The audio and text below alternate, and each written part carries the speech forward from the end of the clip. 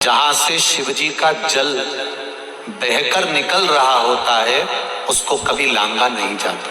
ये शिव पुराण भी कह रहे हैं।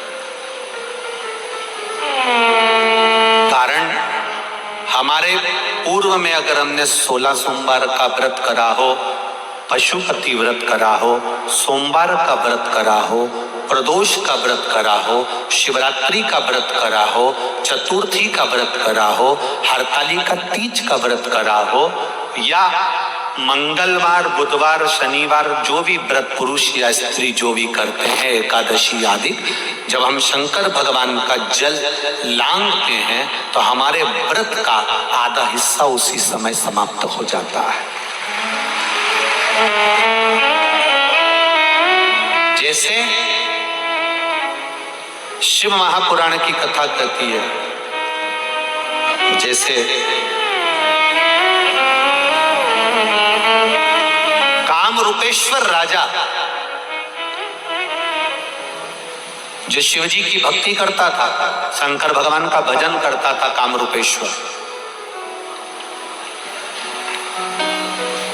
जैसे काम रूपेश्वर राजा जो शिव की भक्ति करता था, उसका एक काम था, ज्यादा काम नहीं करा उसने, केवल एक काम करा, शंकर मंदिर में जाता, पूजन करता, अर्चना करता और एक वृक्ष रोज लगाता। प्रतिदिन का नियम था उसका एक पेड़ लगाना, एक वृक्ष लगाना।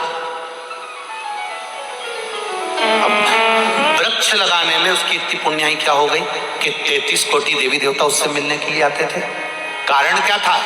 वायु पुराण कहती है, पद्म पुराण कहती है, अग्नि पुराण कहती है और गर्ग संहिता कहती है महाराज कि एक वृक्ष लगाने से 100 गौ माता की सेवा के बराबर और 1000 गाऊ दान के बराबर पुण्य प्राप्त हो जाता है, मात्र एक वृक्ष लगाने से।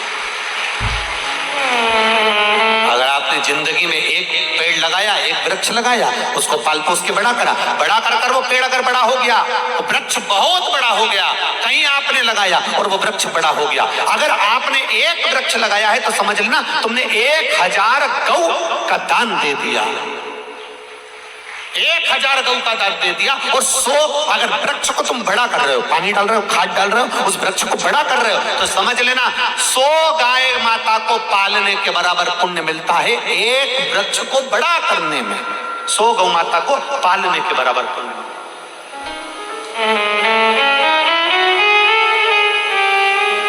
ये राजा कामरूपेश्वर की कथा वर्णन करते हैं। शिव महापुराण में भीमा शंकर की जो कथा आती है उसमें कामरूपेश्वर की कथा आती है। यहाँ वृक्ष भी हमको गौ माता के दान का पुण्य देते हैं, वृक्ष भी।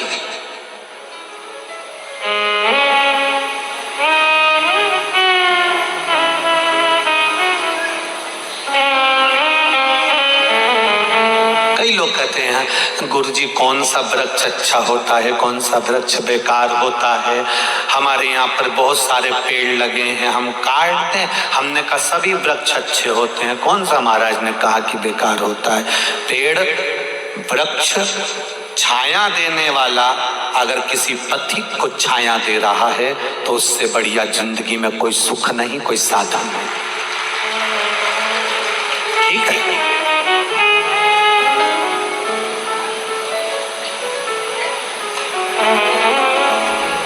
महाराज पांडव गए, नीचे से महादेव नहीं निकले। ध्यान रखिएगा जरा, मंदिर में एक बात का स्मरण आपके भीतर रहना चाहिए कि जहां शंकर जी का जो जल बह रहा हो उसको लांघना नहीं है।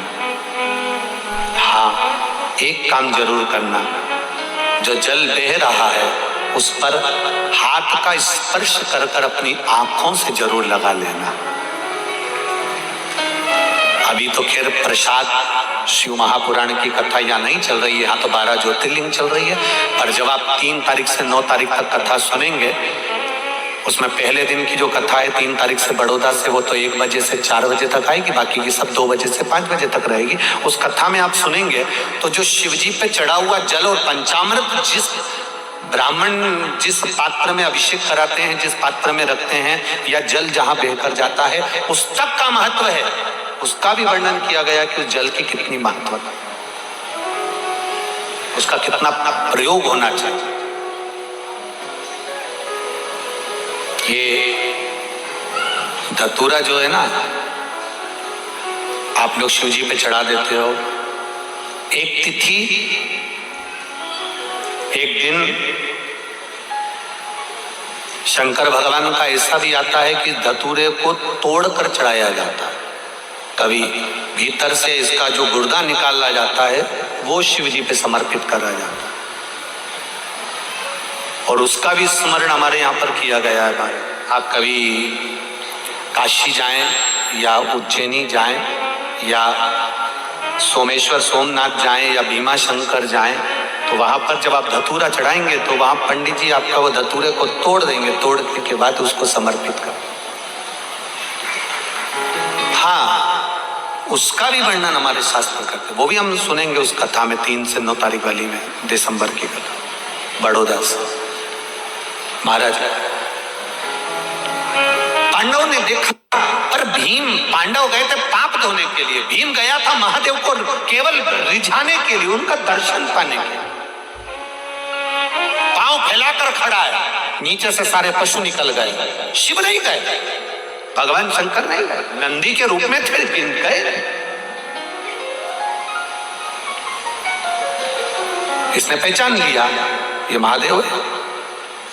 शंकर भगवान भी जान गए ये मुझे पहचान गया है। शिव जी भागे, जैसे ही भागे एक पर्वत की कंदरा में शंकर भगवान प्रवेश करने लगे। जैसे ही प्रवेश करा, भीम शिव जी पर कूद पड़ा और शिव जी की जो पीठ थी उस भाग को पकड़ लिया भीम ने।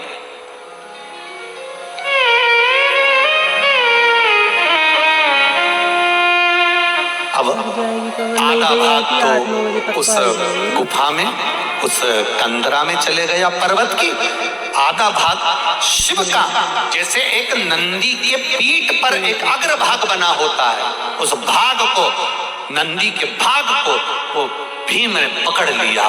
पकड़ते से भीम बस शिव को पकड़ता है, उस नंदी के अग्रभाग को पकड़ता है और पकड़कर चिल्ला पड़ा, मेरे महादेव एक बार तो दीदार दे जाओ, एक बार तो दर्शन दे जाओ। शिव प्रकट हो, शिवाला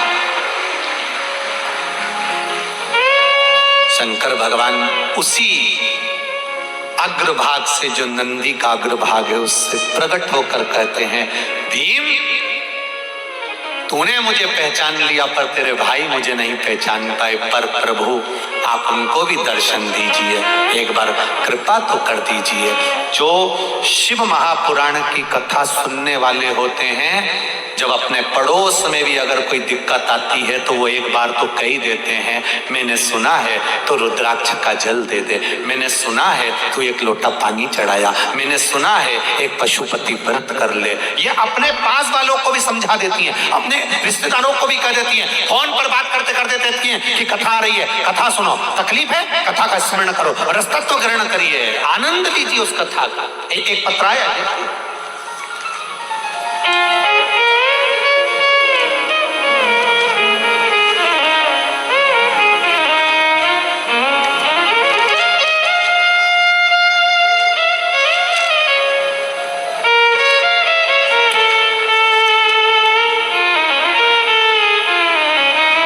मेरा नाम घनश्याम पवार है, मैं राऊ इंदौर में रहता हूँ गुरुदेव। कहीं बैठे हो घनश्याम जी? आप ही हैं? श्री शिवाय नमस्तुभ्यम, दोनों हाथ हिलाते एक बार, श्री शिवाय नमस्तुभ्यम।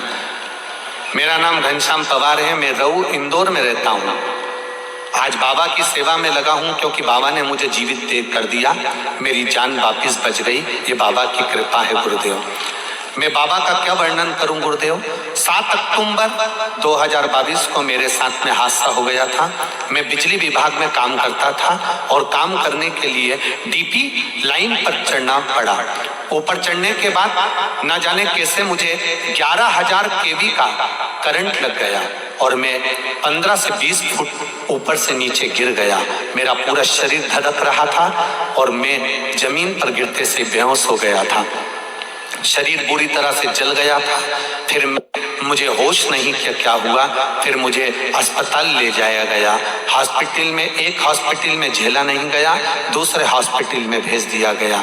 मुझे दूसरे अस्पताल में भेजा गया और एम्बुलेंस से मुझे हॉस्पिटल ले जा रहे थे गुरुदेव, पर मुझे होश नहीं। मेरे परिवार वाले बताते हैं भगवान शिव का स्मरण करते करते लेकर गए। तब एक हॉस्पिटल में दोस्त ने फोन किया, उस हॉस्पिटल में मेरा इलाज चालू हुआ। डॉक्टर ने कह दिया था कि शरीर इतनी जल्दी ठीक नहीं हो सकता, करंट का शरीर है, जान बड़ी मुश्किल से बची है, पूरा जल चुका है, 8 महीने लगभग इसको ठीक होने में लगेंगे। फोटो भी लगाया है उस समय का, जिस समय वो गिरे थे और बेहोश थे। गुरुदेव, फिर मेरे घर के लोगों ने कुंदकेश्वर महादेव का नाम लेकर मेरी दादी ने 1 लोटा जल चढ़ाना प्रारंभ कर दिया। फिर मुझे वो शिव जी का चढ़ा हुआ जल रोज बेलपत्री के साथ में मुझे लाकर दे देती थी और मैंने खाना प्रारंभ करा। डॉक्टरों ने महीने का टाइम दिया था गुरुदेव, 1 महीने में मेरे भोलेनाथ ने मुझे खड़ा कर दिया और आज भी मैं पूरी के पूरी तरह से अच्छा हूँ और कथा में सेवा देने के लिए यहाँ पर बाबा की सेवा में आया हूँ, जिससे बाबा ने मुझे बचाया। एक बार दोनों हाथ हिला दीजिए। श्री शिवाय नमस्ते। ये शिव है ओ घड़ी, उसकी कृपा पर तेरी कृपा बिना न हिले एक भी अणु, लेते हैं श्वास तेरी कृपा से बखान क्या करूं मैं राखों के ढेर का, चपटी भभूत में खजाना का। ये शिव कृपा, शिव क्यों?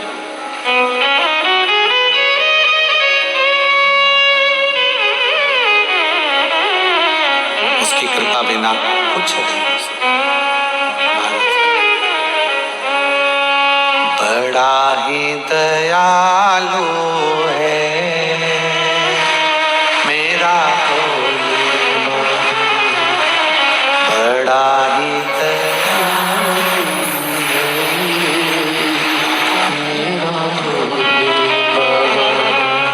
कब से खड़े हैं झोली पसार, क्यों न सुनो तुम मेरी पुकार। कब से खड़े हैं झोली पसार, क्यों न सुनो तुम मेरी पुकार। मुझे तेरा ही सहारा है मेरे भोले बाबा, मुझे तेरा ही सहारा है मेरे भोले बाबा। मैंने तुम्हें ही पुकारा है मेरे भोले बाबा, मैंने तुम्हें ही पुकारा है मेरे भोले बाबा। कब से खड़े हैं झोली पसार, क्यों ना सुनो तुम मेरी पुकार। कब से खड़े हैं झोली पसार, क्यों ना सुनो, सब गाइए, मेरी पुकार। ओ कब से खड़े हैं झोली पसार, क्यों ना सुनो तुम मेरी पुकार। कब से खड़े हैं झोली पसार, क्यों ना सुनो तुम मेरी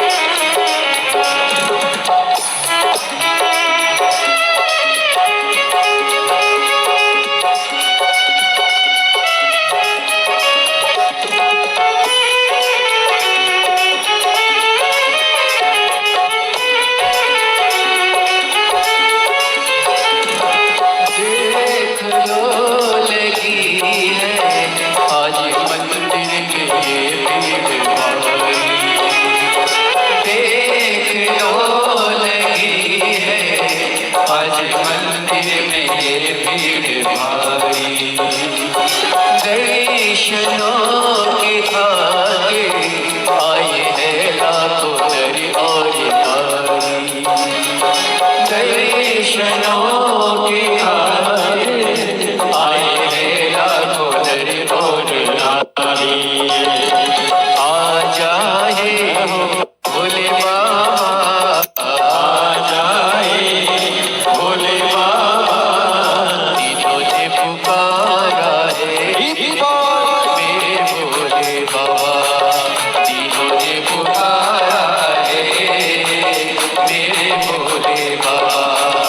कब से खड़े हैं झोली पसार, क्यों न सुनो तुम मेरी पुकार। कब से खड़े हैं झोली पसार, क्यों न सुनो तुम मेरी पुकार। ओ कब से खड़े हैं झोली पसार, क्यों न सुनो तुम मेरी पुकार। कब से खड़े हैं झोली पसार, क्यों न सुनो तुम मेरी पुकार। मुझे तेरा ही सहारा है मेरे भोले बाबा, मुझे तेरा ही सहारा है मेरे भोले बाबा। मैंने तुम्हें ही पुकारा है मेरे भोले बाबा। तुम्हें ही पुकारा है मेरे भोले बाबा।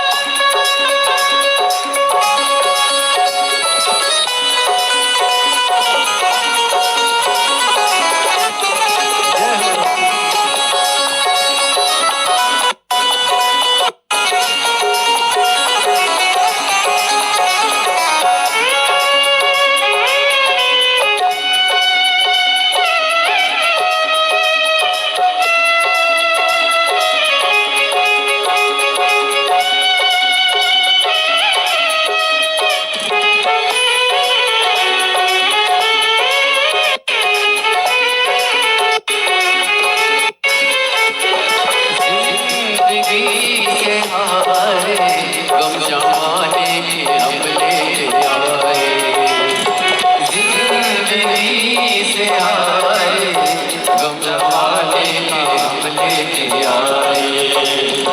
तू बता जहाँ में लोग अपने हुए क्यों पराए, तू बता जहाँ में लोग अपने हुए क्यों पराए।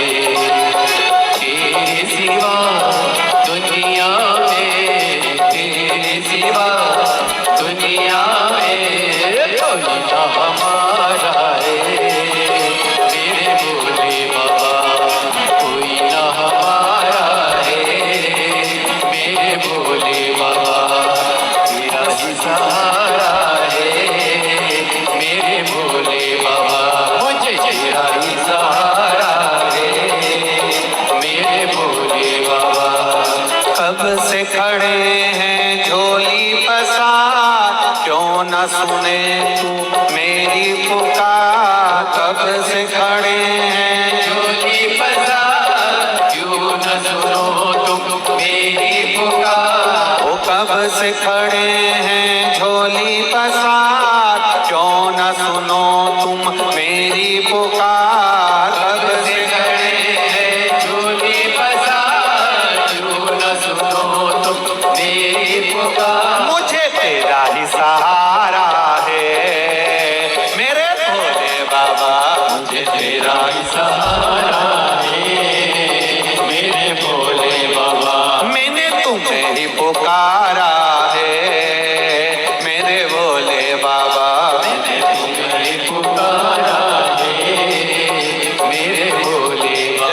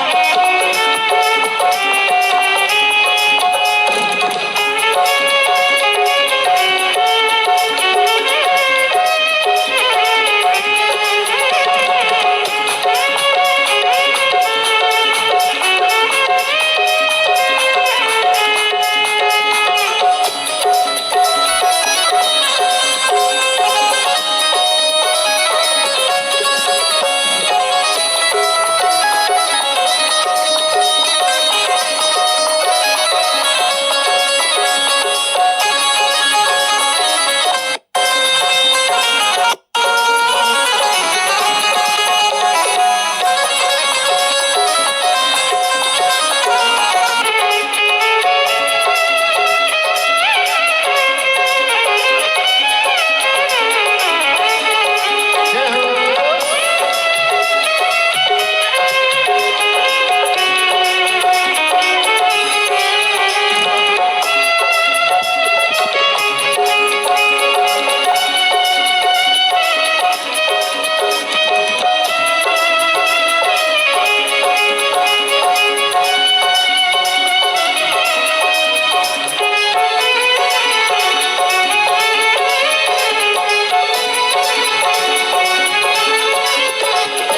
रास्ता न सूझे कहाँ जाए मुसीबत के मारे। रास्ता न सूझे कहाँ जाए मुसीबत के मारे। आसरा है तेरा दूर कर दो ये संकट हमारे। आसरा है तेरा दूर कर दो ये संकट हमारे। सुनते हैं तूने ही, सुनते हैं तूने ही लाखों को उबारा है मेरे भोले बाबा। लाखों को उबारा है मेरे भोले बाबा। कब से खड़े हैं झोली पसार, क्यों न सुनो तुम मेरी पुकार। कब से खड़े हैं झोली पसार, क्यों न सुनो तुम मेरी पुकार। ओ कब से खड़े हैं झोली पसार, क्यों न सुनो तुम मेरी पुकार। कब से खड़े हैं झोली पसार, क्यों न सुनो तुम मेरी पुकार। मुझे तेरा ही सहारा है मेरे भोले बाबा, मुझे तेरा ही सहारा है मेरे भोले बाबा। मैंने तुम्हें ही पुकारा है मेरे भोले बाबा। मैंने तुम्हें ही पुकारा है मेरे भोले बाबा।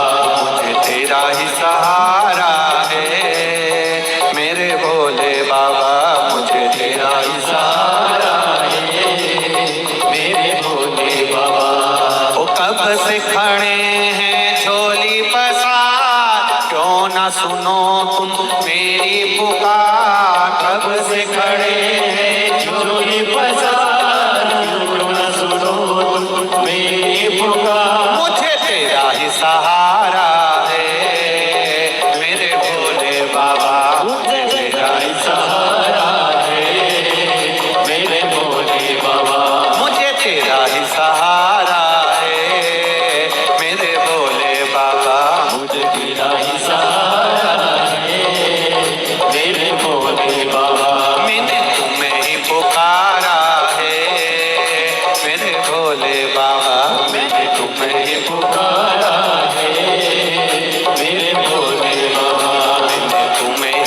पुकारा है, मेरे भोले बाबा मैंने तुम्हें पुकारा है, मेरे भोले हर हर महादेव। भगवान शिव की कथा कर रहे हैं। अपनी जगह बैठकर भगवान शिव से अपने हृदय की बात, अपने दिल की बात बाबा देवादिदेव महादेव से कहिए, भाव से कहो, दिल से कहो। श्री शिवाय नमस्तु, श्री शिवाय नमस्तु, श्री शिवाय नमस्तु, श्री शिवाय नमस्तु, श्री शिवाय नमस्तु। भोला सब दुख काटो सब दुख काटो शिव शंकर जपो तेरी माला, भोले बाबा जपो तेरी माला, भोला सब दुख काटो ओ भोला सब शिव कथा कर रही है। भगवान शंकर का चरित्र कथा है। भगवान शिव केदारेश्वर के रूप में वहां पर विराजमान हुए हैं। केदारनाथ जी का जो भाग है वो भगवान शिव का ही नंदीश्वर भाग में विराजमान। आगे वर्णन आता है एक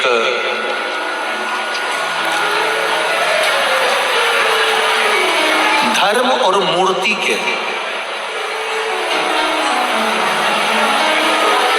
दो बेटे हुए। एक का नाम है नर, दूसरे का नाम है नारायण। धर्म और मूर्ति के दो पुत्र हैं, नर नारायण। और जब ये नर नारायण दोनों बच्चे जन्म लेते हैं उस समय से इन्होंने भगवान शिव की अविरल भक्ति को धारण किया, शिव भक्ति में डूबे। जब भगवान शंकर की अविरल भक्ति में धर्म और मूर्ति के दोनों पुत्र नर नारायण जब शिव भक्ति में डूबते हैं, भगवान शंकर की भक्ति में डूबते हैं, तब दोनों अलग अलग शिवलिंग का निर्माण करना, पूजन करना, आराधना करना। एक बार राजा धर्म ने आकर अपनी धर्म पत्नी मूर्ति के साथ में आकर पूछ लिया। राजा धर्म ने आकर अपनी धर्म पत्नी मूर्ति के साथ में आई और आकर पूछा, बेटा ये तुम आप क्या कर रहे हो? ये मिट्टी का शिवलिंग बनाना, पार्थिव शिवलिंग का निर्माण करना और शिवलिंग का निर्माण कर कर उसका पूजन करना, ये क्या कर रहे हो? देखिए 12 ज्योतिर्लिंग में जो ये केदारनाथ जी की कथा का जो वृत्तांत वर्णन है बड़ा सुंदर है। और आज कथा का 6वां दिवस है, कल कथा का 7वां दिवस रहेगा। कल कथा यहाँ पर विराम हो जाएगी, पर कल की जो कथा का समय है वो 2 बजे से 5 बजे तक नहीं, इंदौर में कथा सुनने का जो समय है वो सुबह 9 बजे से 12 बजे तक रहेगा। कितनी बजे है? सुबह 9 से 12 बजे तक। टीवी पर जो कथा आने का समय है वो दोपहर में 2 बजे से 5 बजे तक ही आया। निवेदन रहेगा, जो लोग कथा से वंचित रह गए हैं वो अवश्य श्रवण करें और अपने जीवन को सार्थक। शिव कथा कर, भगवान शंकर का चरित्र कर, नर और नारायण ने भगवान शंकर की आराधना करना प्रारंभ करा। धर्म और मूर्ति ने आकर उनसे पूछा, धर्म और मूर्ति दोनों आई, क्या कर रही हो ये? माँ, हमें शिव जी की आराधना करना है, हमें शंकर भगवान को प्राप्त करना है।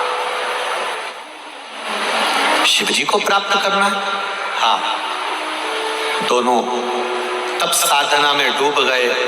इतना तप बल इनका हो गया कि इन्होंने भोजन करना छोड़ दिया। केवल नासिका के एक छिद्र से श्वास लेना और दूसरे छिद्र से छोड़ना, अब इन्होंने ये भी छोड़ दिया। केवल नासिका के एक छिद्र से श्वास लेते हैं, उसी से छोड़ते। एक बात आप लोगों से कहना चाहेंगे, ध्यान लगाकर सुनिएगा। शिव जी को रिझाने के लिए लोग बहुत जितना प्रयास कर सकते हैं सब करते हैं, पर शिव महापुराण की कथा कहती है आपका जितना सरल स्वभाव हो, जितने सरल बन सकते हो उतने बन जाओ। शिव जी को रिझाने के लिए जितना सरल स्वभाव होगा, भोले को पाने के लिए भोला बनना पड़ेगा तो भोलेनाथ खुद ही प्राप्त हो जाए। सरल बन जाए।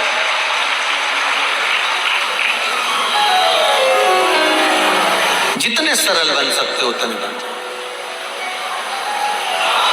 महाराज,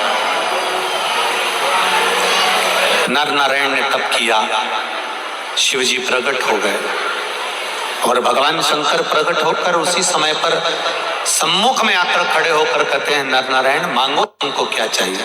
कहा, प्रभु कृपा करिए दातार, बस आप इस पर्वत पर रहें, यहाँ विराजमान रहें, जो आपका दर्शन करने आया उसकी मनवांछित फल की प्राप्ति हो।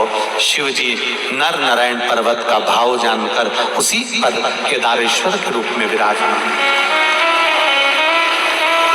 फिर जो वर्णन आया है केदारनाथ जी की, ये दो कथा के बाद में जो तीसरी कथा केदारनाथ ज्योतिर्लिंग की आई है, वो कथा कहती है महाराज, तारकासुर का संहार श्री कार्तिकेय बाबा ने कर दिया।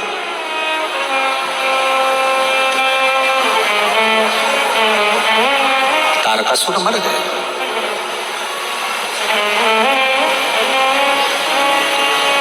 एक बात बहुत अच्छे से समझिएगा जरा, भगवान कृष्ण ने जितनों को भी मारा वो मरे, राम जी ने जितनों को मारा वो मरे, नारायण ने मेरे जितनों को मारा वो मरे, पर मेरे देव अधिदेव महादेव ने जितनों को भी मारा वो मरने के बाद भस्म हो गए, और भस्म होने के बाद उनकी भस्मी मेरे महादेव पर चढ़ गई, मेरे शिव पर चढ़ गई।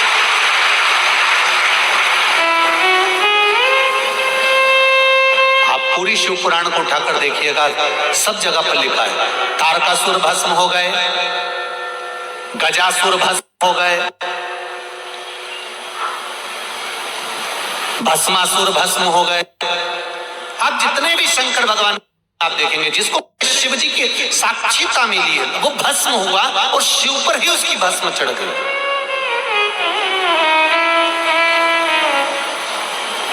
भगवान देवाधिदेव महादेव पर ही उसकी भस्म समर्पित हुई।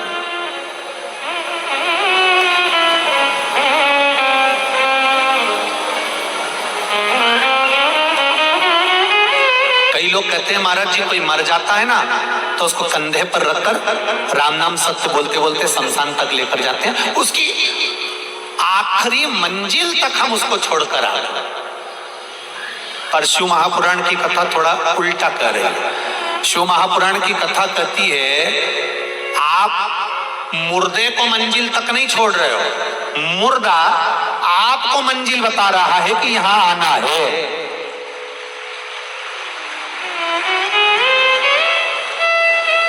मुर्दा आपको मंजिल बता रहा है कि मत बुरे कर्म कर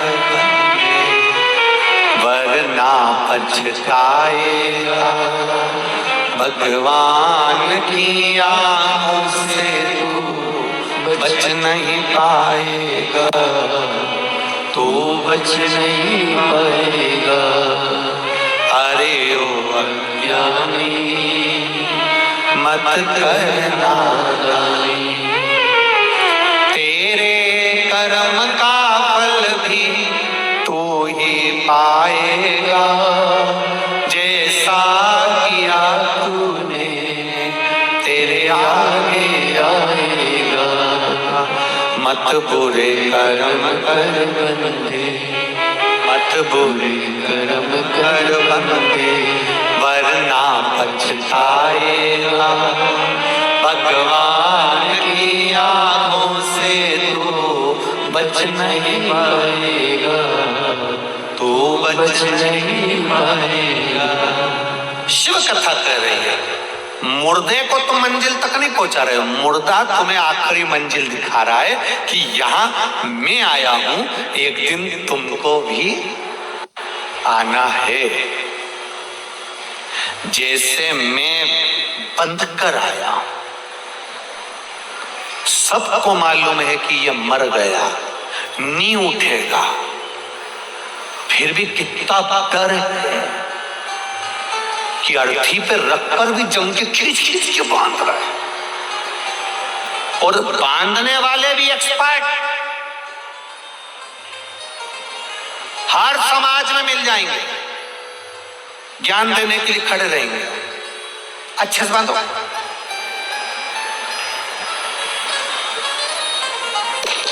उधर से जाओ, उधर से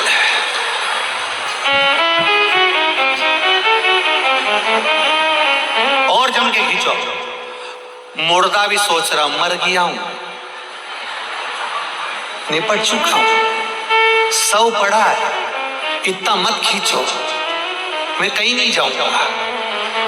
पर लोगों को लग रहा है भगवान को तो अपनी कुर्सी भरना है, अगर ये भग गया तो दूसरे को ले जाएंगे, उससे अच्छा इसी को छोड़िए। खींच कर बांधा,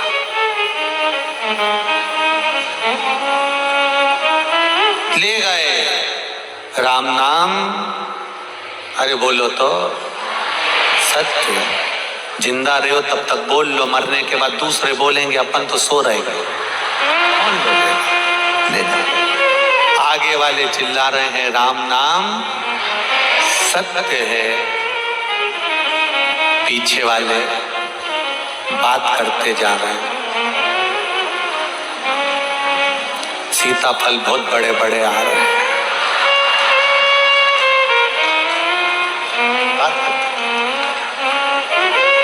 अभी चौराहे पर अपन वहाँ वो वाली कॉलोनी में प्रॉपर्टी का रेट बहुत हो गया है, वहाँ प्लाट लेना मुश्किल पड़ रहा है। अब शमशान जा रहा है कि प्लाट खरीदने जा रहा है, और वहां भी चुप नहीं बैठा है, मुर्दा जल रहा है और इनके गप पे चल रहा है। वो तो बस नहीं चले इनका, नहीं तो ये वही दाल बाटी सेक के खाते, इनका बस नहीं चले। शिव कथा कर रही है, हम मुर्दे को मंजिल नहीं दे रहे, मुर्दा हमको मंजिल दे रहा। कथा कर रही है शिव महापुराण। तारकासुर मर गया, तारकासुर के 3 बेटे, तारकाक्ष, विदुमाली, कमलाक्षी, तीनों ने भगवान शिव का ब्रह्मा जी से वर मांगा, हम मरे ना। ब्रह्मा जी ने कहा मरना तो पड़ेगा, तो फिर वर दे दो हमको। क्या वर दिया जाए? वर दिया, हम मरे तो तीनों एक साथ मरे, तीनों को वर दे दिया। तीनों ने उपद्रव चालू करा, तीनों ने विचार कर लिया कि एक जगह पे इकट्ठे कभी मत होना, एक जगह पे इकट्ठे मत हो कभी भी। कितनी बड़ी बात शिव महापुराण की कहती है, ये सीख देती है कि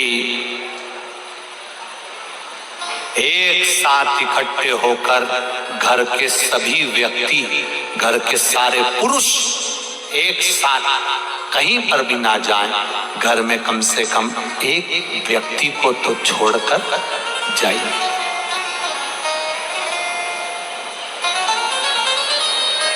कम से कम घर में एकाध व्यक्ति तो रहे। सब चले, सब पहुंचे और सब अलग अलग हो गए।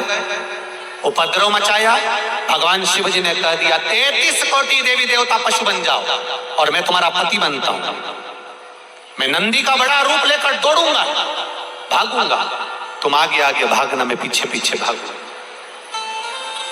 इन तीनों को इकट्ठा करना, मैं मार दूंगा। तीनों इकट्ठे हो गए। शिव जी नंदी का रूप लेकर आए। उन्होंने सींग के बल पर तारकाक्ष विदुम्माली को मार दिया।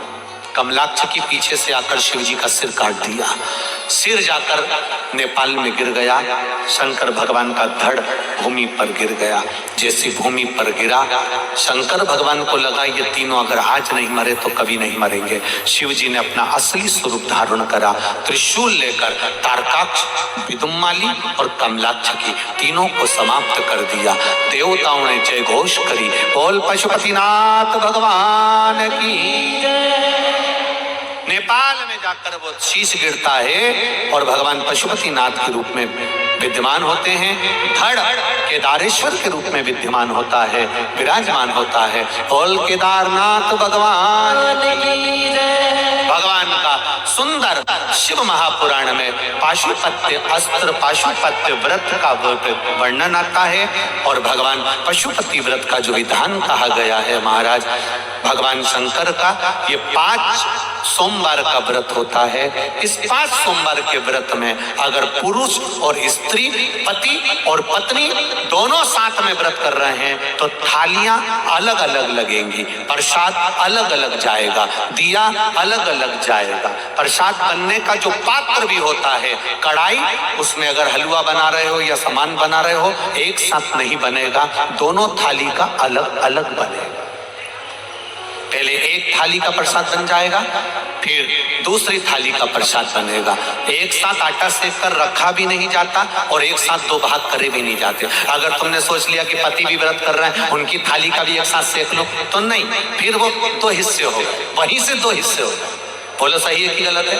और कढ़ैया में 2 हिस्से हो गए कि पति के लिए भी सेक लेती हूँ, मेरे लिए भी सेक लेती हूँ, लेकर जाएंगे उनकी भी थाली का भी, तो वो फल नहीं तो होगा, उस व्रत की कोई मान्यता नहीं। शिव पुराण कह रहे हैं प्रसाद तैयार कर कर थाली में 6 दिए रखकर भगवान शंकर का सुबह के समय जब पूजन कर कर आ जाओ, शाम के समय पर प्रसाद का भाग लेकर दिए लेकर जाइए। दिए भूमि पर 6 दिए नीचे रख दीजिए। चाहे तुम दिए मट्टी के ले जाओ, चाहे तुम आटे के ले जाओ, जो तुम्हारा मन करे वैसे दीप भगवान शिव के मंदिर में लेकर जाइए। 6 दिए मंदिर में रखकर प्रसाद के 3 हिस्से कर दीजिए। 3 हिस्से प्रसाद के वही भूमि पर रखकर कागज, दोना, जो भी पात्र लेकर जाते हो उसमें रखकर रखिए। भगवान का पूजन अर्चना करिए। 2 भाग मंदिर में छोड़ दीजिए। 5 दिए, जो 6 दिए रखे हैं उसमें से 5 दिए प्रज्वलित करिए। 5 दियों को जलाइए। छठा दिया जलाना नहीं है, पर जमीन पर जरूर रखना है। उसको जलाना नहीं है, उसको जमीन पर जरूर रखना है। ऐसा नहीं कि थाली में रखे वापिस लिया वहां से, जमीन पर रखो, उसको जलाना नहीं है।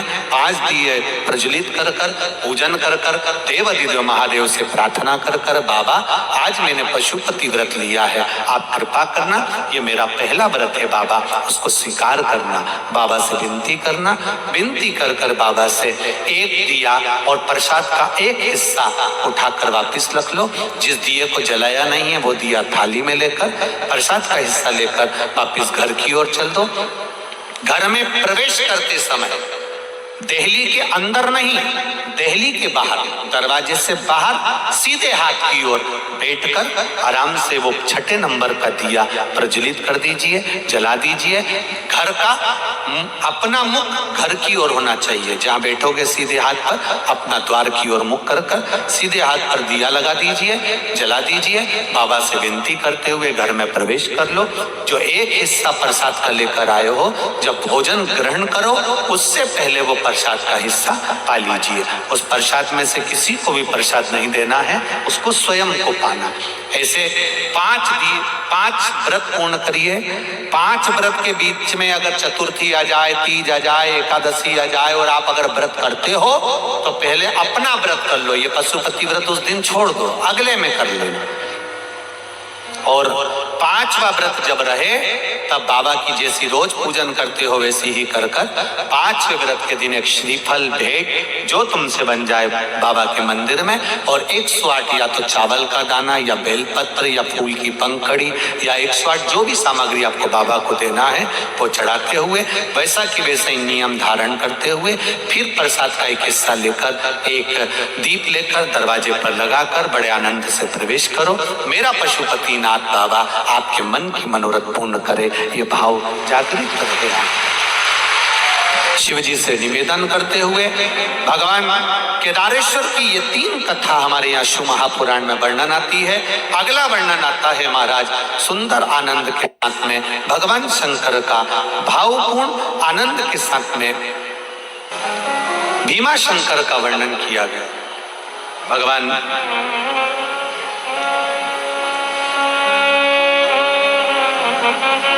भीमा शंकर के रूप में भगवान शिव विराजित हुए, उसका वर्णन आता है। कुंभकर्ण की 3 धर्म पत्नियां थी।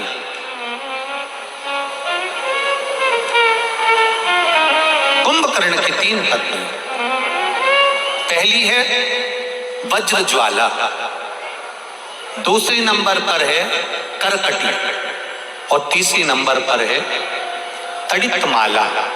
ये कुंभकर्ण की 3 पत्नी।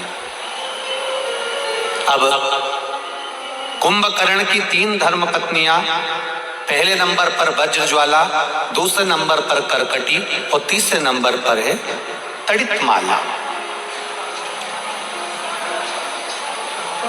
एक बात और अच्छे से समझिएगा थोड़ा सा, ये कुंभकर्ण की जो 3 धर्म पत्नियां हैं इसमें वज्रज्वाला ये कुंभकर्ण की ऐसी पत्नी है जब युद्ध के मैदान में अगर किसी को चोट लगती थी, रावण जब युद्ध लड़ता था और चोट शरीर में लग जाती थी तो वज्रज्वाला केवल अपने मंत्र से हाथ का स्पर्श कर कर उसको ठीक कर देती। इतनी विद्या थी वज्रज्वाला के पास। पर समय आया, करकटी के गर्भ से एक बालक ने जन्म लिया जिसका नाम भीम था, जिसका नाम भीम है।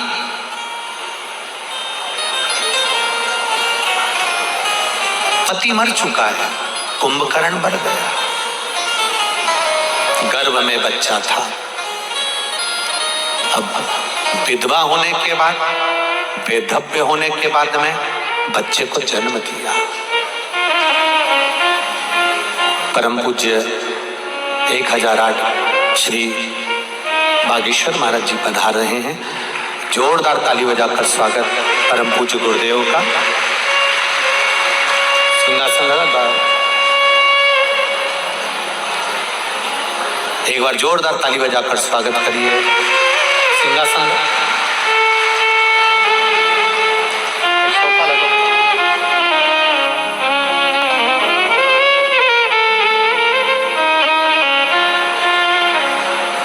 बागी जी महाराज श्री पधारन, जोरदार ताली बजाकर स्वागत करिए।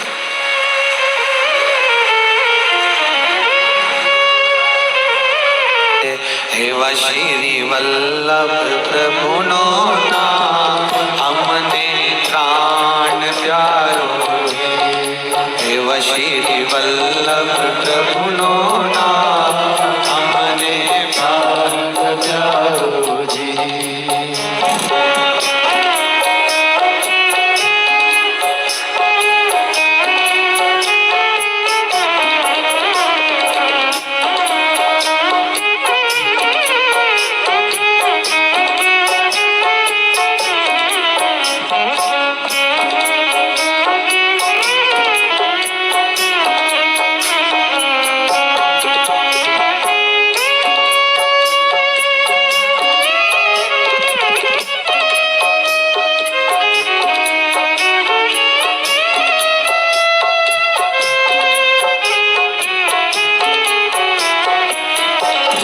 जोरदार ताली बजाकर परम पूज्य गुरुदेव श्री वाग्वी जी महाराज जी के लिए।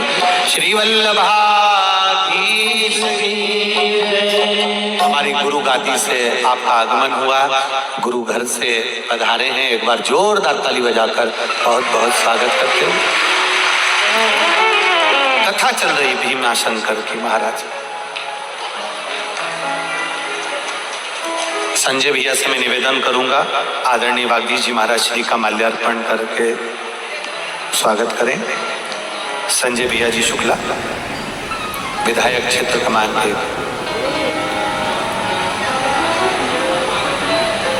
श्री वल्लभाधीश की जय, श्री गोसाई जी परम दयाल की, श्याम सुंदर श्री हमने महारानी की जय। महाराज भीमाशंकर का वर्णन करते हुए कहा, गर्भ से बच्चे ने जन्म लिया जिसका नाम भीम हुआ, और बच्चे ने जन्म लिया जिसका नाम भीम हुआ। भीम को माँ ने अपने पास से दूर कर दिया, क्योंकि अगर इसको नजदीक रखूंगी तो उसमें श्रेष्ठता नहीं बनेगी, दूर कर दिया। बच्चा जब दूर गया, उसने एक बार पता करा, ज्ञात हुआ, उसके स्मरण में आया कि मेरी माता ने मुझे दूर कर दिया। भीम एक दिन अपनी माता के पास जाते हैं और भीम ने माता से जाकर निवेदन किया, माता से जाकर प्रार्थना करी, मां मेरे पिता का वध किसने किया? मेरे पिता को मारने वाला है कौन? किसने मेरे पिता का वध कर दिया? तब करकटी के मुख से निकल गया, तुम्हारे पिता को मारने वाला कोई दूसरा नहीं है। तुम्हारे पिता को मारने वाला अगर कोई है तो वो स्वयं देवता है। क्रोध आ गया भीम को, और भीम क्रोध में आकर उसी पल उसी घड़ी ब्रह्मा जी से तप साधना से वर प्राप्त करने चला गया। और जब तब साधना करने के लिए गया भीम, और वर प्राप्त करने के लिए भीम गया, तो उस तप साधना का बल, उस तप साधना का प्रभाव इतना रहा कि स्वयं देवाधिदेव महादेव की आराधना कामरूपेश्वर राजा कर रहे थे, और इसने जाकर तलवार उठाकर शिवलिंग को काटना चाहा। जैसे शिवलिंग को काटना चाहा, उसी समय पर उसी पल भगवान देवाधिदेव महादेव प्रकट हो जाते हैं, और शिव जी ने भीम को भस्म करा। यहाँ शिव भीमाशंकर के रूप में विराजमान हुए। भगवान भीमाशंकर भगवान का स्मरण करते हैं, बोल भीमाशंकर भगवान की जय। नारी जब एक बेलपत्र चढ़ाती है शिव जी को, तो वो ना जाने कितनी पीढ़ियों को तार देती है।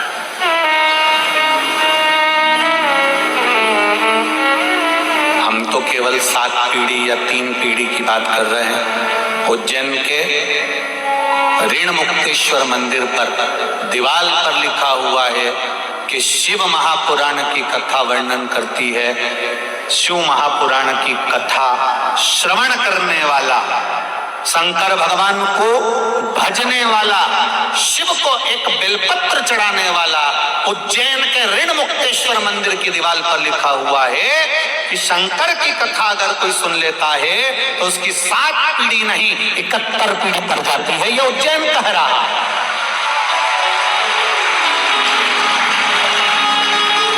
ये उज्जैन का ऋण मुक्तेश्वर मंदिर कह रहा है, जो पत्थर पर अंकित करी गई बातें लिखी हुई। कितना दिया उसने। आप केवल राजा नहुष ने अपनी धर्मपत्नी से कहा, तो अशोक सुंदरी ने ब्रह्मा जी से पूछा कि ये बेलपत्री मेरी माता ने बुलाई, उसका फल तुम अगर लाकर दे भी दिए हो, बेलपत्री जितने हाथ से स्पर्श होकर जाती है, जितने के हाथ उसमें लगे होते हैं, उसकी पीढ़ी दर पीढ़ी तरती चली जाती है। यह बेलपत्री का नियम है।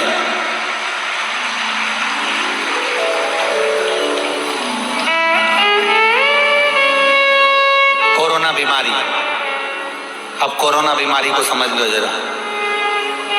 कितना किया प्रशासन ने, हाथ धो, बोला था कि नहीं बोला था? अरे बोलो तो। उन्होंने हाथ धोने का बोला था, तुम जरा से हाथ के चक्कर में छोरा छोरी को धो देती थी। बार बार कहा उन्होंने, हाथ धो हाथ धो हाथ धो। क्यों? क्योंकि ये वायरस है, एक से दूसरे को पहुंचेगा, दूसरे का तीसरे को पहुंचेगा, तीसरे से चौथे को पहुंचेगा। बोलो पहुंचा कि नहीं पहुंचा?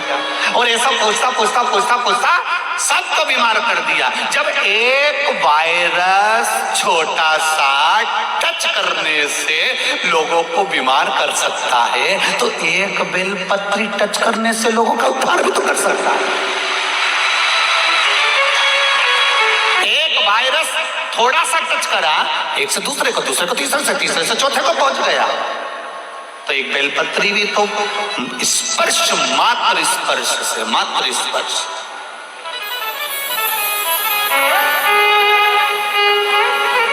कितना सुंदर लिखा है गर्ग संहिता और नर्मदा पुराण, लिंग पुराण में भी आप पढ़ सकते हो। जिस पात्र में जल भरा जाता है, जिसने मोटर चालू भी करी और पाइप से भी पानी भर दिया, या हापसी से, हैंडपंप से पानी लाकर भर दिया, जिसने भरा, चढ़ाने वाला आया, लोटा भरा और चढ़ा दिया।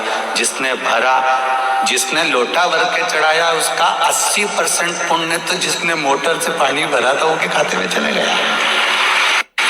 जिसने भरा, वो तो कहीं कहीं की बहू इतनी समझदार होती है, सास चाय बना के रखी मेहमान के लिए, जेठानी ने चाय बनाई या देवरानी ने चाय बनाई, और किसी किसी में इतनी चतुरता होती है ना, तुरंत उतर की आई, सिर पे पल्लू मल्लू लेके, मौसी जी आई, मौसी जी आई, हमारी मासी आई, और मासी मासी करके अंदर गई रसोई घर में, और उन्हें चाय छान छुना के ट्रे में लेके आई गई। इतने मासी जी के बहू कितनी समझदार, 2 मिनट में चाय ली आई। अब मासी जी के कौन पता है ये भेरू की लुगाई कोई साधारण है? मासी जी के कौन समझा कि कोई साधारण है? बनाई बेचारी देवरानी ने, बनाई बेचारी जेठानी ने, बनाई बेचारी सास ने, ये तो केवल लगा के लिए। ऐसे कहीं कहीं के रहते हैं, बहुत समझदार। मेरी बुजुर्ग माताएं जानती होगी कि इनके घर में अगर बेलपत्री ज्यादा आ जाती थी सावन के महीने में, तो ये पड़ोसन को दे देती थी। बोलो रिजीजियों, सही है कि गलत है? अगर ज्यादा आ गई तो वो पड़ोसन को दे देती। कोई वस्तु ज्यादा है उसको उठा कर दे दिया, ले वो फूल हरतालिका तीज के दिन ले जा, उसको दिया, वो चढ़ा लेगी। उसमें क्या दिक्कत? चढ़े यहाँ चढ़े वहां चढ़े, एक ही बात। ज्यादा है पहुंचा। अब जो पड़ोसन ने बेलपत्री भेजी, दूसरे के हाथ भेजी, तीसरे के हाथ पहुंची, तीसरे ने चौथे के हाथ पहुंची, चौथे ने 5वें के हाथ पहुंची। जितना स्पर्श होते चली गई उतना उतना कल्याण करती चली गई। जिसने दी थी वहां से लेकर जहां पहुंची वहां तक उद्धार कर